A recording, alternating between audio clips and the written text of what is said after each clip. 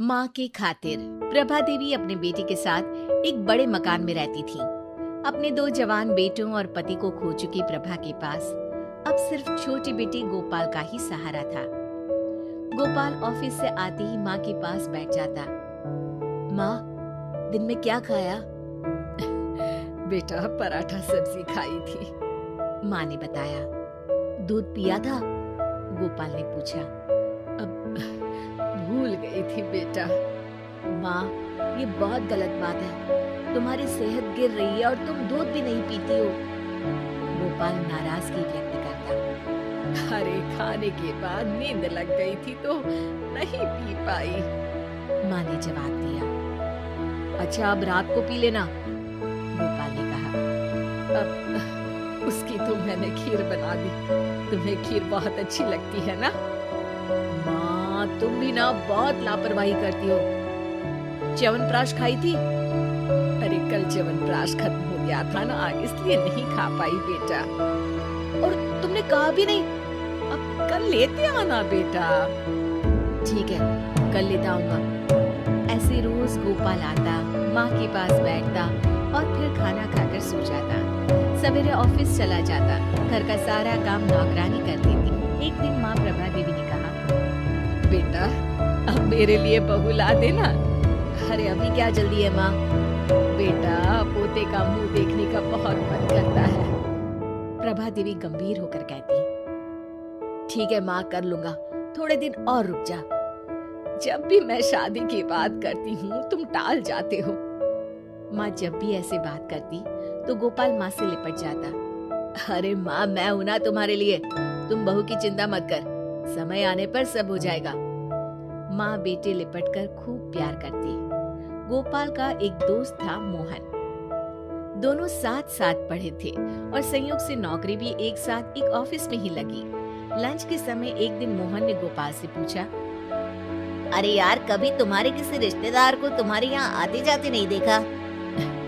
पिताजी के मरने के बाद सारे रिश्तेदारों ने हम लोगों से नाता खत्म कर लिया, गोपाल ने बताया।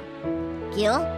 इस समय तकलीफ में रिश्तेदार ही तो काम आते हैं, मोहन ने आश्चर्य से कहा।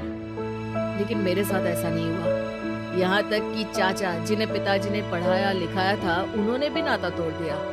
गोपाल थोड़ा गंभीर हो गया।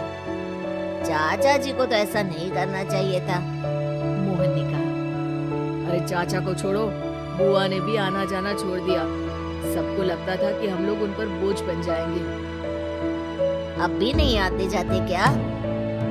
मेरे बड़े होने और नौकरी लग जाने के बाद सभी ने रिश्ता फिर से बनाने की कोशिश की, लेकिन माँ ने मना कर दिया।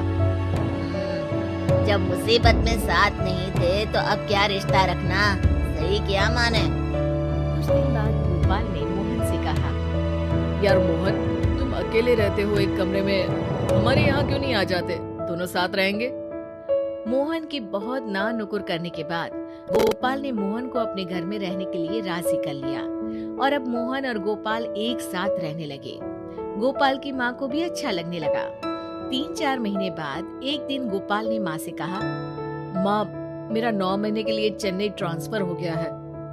अरे बेटा, तुम्हारे बिना मैं कैसे रह पाऊंगी? माँ, मोहन है और नौकरानी भी तो है, तुम्हें कोई तकलीफ नहीं होगी। फिर 10 महीने की ही तो बात है। बेटा, ट्रांसफर रुक नहीं सकता क्या? माँ ने रोते हुए पूछा। नहीं माँ जी, वहाँ गोपाल के अलावा कोई नहीं जा सकता, क्योंकि वो काम सिर्फ गोपाल ही कर सकता है, मोहन ने माँ को बताया। ये सुनकर माँ रोने लगी थी। फिर एक दिन गोपाल चेन्नई चला गया। मोहन माँ का बहुत ख्याल रखता। नौकरानी दोनों समय आकर खाना बना दिया करती थी और मोहन माँ की हर जरूरत का ध्यान रखता। 1 महीना हो गया, गोपाल की कोई खबर नहीं आई तो माँ ने कहा, मोहन बेटे, गोपाल से बात तो करा दे। जी माँ जी। मोहन ने माँ को फोन दे दिया। कैसे हो बेटा? मैं बिल्कुल ठीक हूँ माँ, तुम चिंता मत करो। हर महीने माँ गोपाल से बात करती और गोपाल हर बार यही कहता, अब बस माँ 3 महीने और रुकना पड़ेगा, कुछ काम बाकी है ना। अरे जल्दी आना बेटा, तुझे देखे बहुत दिन हो गए। अरे चिंता मत कर माँ, मोहन है तो। हाँ, मोहन तो मेरा बहुत ध्यान रखता है। इसी बीच 4-5 दिनों के लिए मोहन भी चेन्नई गया था और लौट कर आया तो माँ को यही बताया था कि गोपाल बिल्कुल ठीक है, चिंता की कोई बात नहीं है। मोहन हमेशा माँ से गोपाल की बात कराता रहता, लेकिन आया नहीं। एक बार माँ बहुत बीमार पड़ी, फिर भी गोपाल नहीं आया। माँ की हालत खराब होती जा रही थी। आस पड़ोस के लोग तरह तरह की बातें करते। और ऐसा बेटा भी क्या जो माँ की बीमारी में भी नहीं आए? चेन्नई बहुत दूर है, आने में समय लगता है। फिर सरकारी नौकरी में छुट्टी इतनी जल्दी कहाँ मिलती है। कुछ दिन बीते, माँ की हालत बहुत खराब हो गई और फिर वो मर जाती है। हे भगवान, मोहन कैसा बेटा है गोपाल जो माँ की मौत में भी नहीं आया। फिर जो कहानी मोहन पड़ोसियों को बताता है, उससे सभी हैरान रह जाते हैं।